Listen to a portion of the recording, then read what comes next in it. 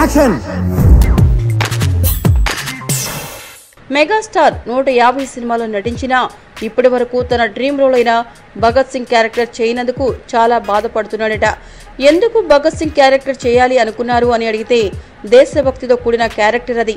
ప్రతి ఒక్కరిని కదిలించే కథ. కొంతమంది నటులు భగత్ సింగ్ క్యారెక్టర్ చేశారు. ఇప్పటి వరకు చేయనందుకు ఏదో వెలితిగా ఉందని మీలో ఎవరు కోటీశ్వరుడు ప్రోగ్రాంలో చిరంజీవి చెప్పారు. అయితే చిరంజీవి 151వ సినిమాగా ఉయ్యాలవాడ నరసింహారెడ్డి సినిమా చేస్తున్నారు. ఈ సినిమాని సురేందర్ రెడ్డి తెరకెక్కించనున్నారు. Mega power star Ram Charan ఈ భారీ చిత్రాన్ని నిర్మించనున్నారు. భగత్ సింగ్ క్యారెక్టర్ చేయలేకపోయినా ఉయ్యాలవాడ నరసింహారెడ్డి సినిమాలో భగత్ సింగ్ లాంటి క్యారెక్టరే చేస్తున్నాను. అలాంటి దేశభక్తుడి పాత్రలో చేయబోతున్నందుకు గర్వంగా ఉందని చిరంజీవి తెలిపారు. ఉయ్యాలవాడ నరసింహారెడ్డి షూటింగ్ జూన్లో మొదలవుతుందని ఈ సందర్భంగా మెగాస్టార్ చిరంజీవి తెలిపారు.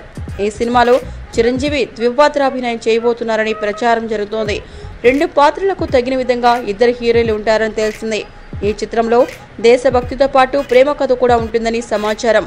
ఉయ్యాలవాడ చరిత్ర చెబుతూనే అభిమానులకు కావలసిన వినోదం పంచేలా సినిమాను ప్లాన్ చేస్తున్నారట. 1857 నాటి మొదటి భారత స్వాతంత్ర యుద్ధానికి 10 ఏళ్ల ముందే బ్రిటిష్ దుష్టపాలనపై ఎదిరించి తిరుగుబాటు చేసిన తెలుగు వీరుడు ఉయ్యాలవాడ నరసింహారెడ్డి. ఉయ్యాలవాడ నరసింహారెడ్డి ప్రభుత్వంపై తిరుగుబాటు చేయడమే కాక హత్యలకు, దోపిడీలకు పాల్పడినట్లు తీర్పు చెబుతూ ఉరిశిక్ష విధించారు. 1847 ఫిబ్రవరి 22న ఉదయం 7 గంటలకు జుర్రేటి వద్ద ఉయ్యాలవాడ నరసింహారెడ్డి కలెక్టర్ కాక్రెన్ సమక్షంలో బహిరంగంగా ఉరితీసింది బ్రిటిష్ ప్రభుత్వం. విప్లవకాలని భయభ్రాంతులను చేయడానికి నరసింహారెడ్డి తలను 1877 దాకా కోయిలకుంట్ల కోటలో ఉరికొయ్యకు వేలాడతీసే ఉంచారు. జూన్లో ఈ చిత్రం షూటింగ్ ప్రారంభించడానికి ప్లాన్ చేస్తున్నారు.